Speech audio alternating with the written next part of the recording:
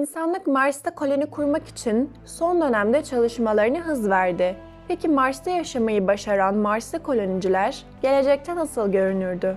Mars'ta koloni kurmak, gelecekte insan türünün hayatta kalmasını sağlamak için en iyi şans olabilir. Mars'ın yaşam koşullarına uyum sağlamak amacıyla bedenlerimiz tamamen yeni bir insan türüyle sonuçlanacak şekilde evrimleşebilir. Bu gezegende daha az oksijen, daha zayıf yerçekimi ve daha zararlı radyasyonla hayatta kalmayı öğrenmek tabii ki kolay değil. Bu aşırı koşullar insan vücudu üzerinde kalıcı değişimler meydana getirebilir.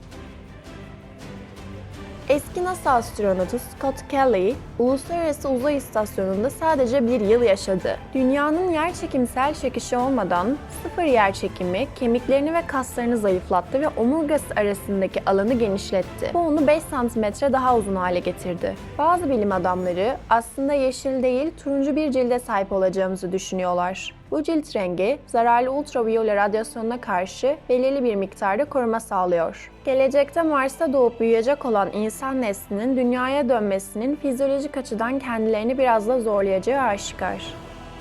Mars gezegeni her ne kadar gezegenimizin yarı boyutlarında olsa da kütlesi Dünya'nın sadece 1/10 kadar ve yüzeyindeki kütle çekimi sadece 1/3 civarında. Yani 60 kilogram ağırlığına sahip olan bir insan Mars'a gittiğinde kendini 23 kilogram ağırlıkta gibi hissedecek. Daha açık bir ifadeyle kendini 3 kat daha kuvvetli hissedip yeryüzünde kaldırabildiği ağırlığın 3 katını rahatlıkla kaldırabilecek.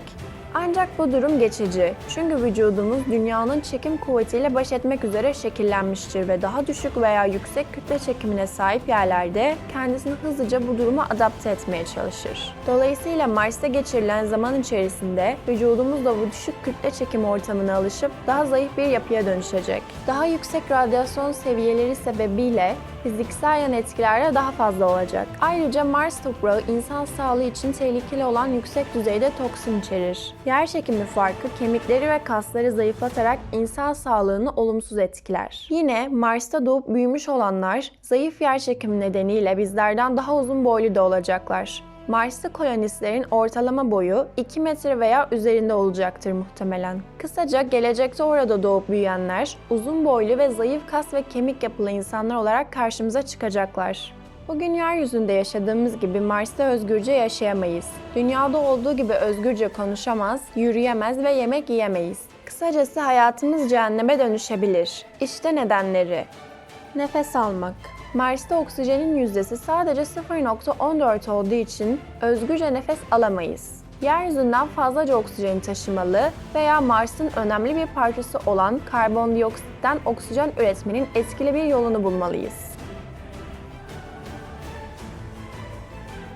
Hava. Mars kuru kumla dolu küresel bir çöldür. Mars'taki sıcaklık insanlar için dayanılmaz olan -55 dereceden -23 dereceye kadar düşebilir. Ayrıca Mars'ta yoğun toz fırtınaları yaygındır.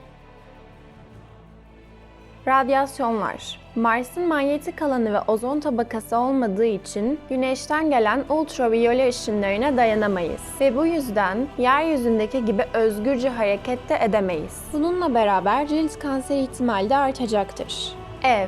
Mars'taki normal evlerde yaşamak mümkün değil. Ya yer altında ya da şişirilmiş basınçlı evlerde yaşamamız gerekir.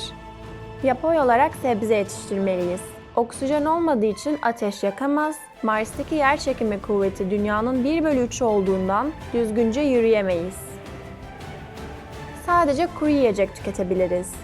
Günlük hayatta pek çok sorunla karşılaşsak da bunları dünyadan kaynak olarak ithal etmeliyiz. Normal kıyafetlerle değil, uzay kıyafetleriyle hareket etmemiz gerekir.